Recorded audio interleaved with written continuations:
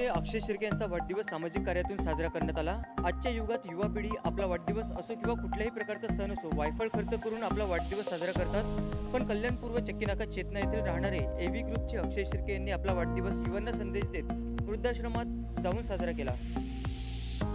वृद्धाश्रमात खाऊ वस्तू व राशन किट देऊन त्यांचा आशीर्वाद घेऊन आपला वाढदिवस साजरा केला आणि यावेळी त्यांनी लोकांना संदेश दिला की आपण आपला वाढदिवस असो किंवा कुठलेही आनंदित कार्य असो आपण नेहमी समाजकार्यातून आपला वाढदिवस किंवा उत्सव साजरा करावा। यावेळी एव्ही ग्रुपचे अनिस वर्गीस त्यांचे सर्व अधिकारी कार्यकर्ते मोठ्या संख्येने उपस्थित होते।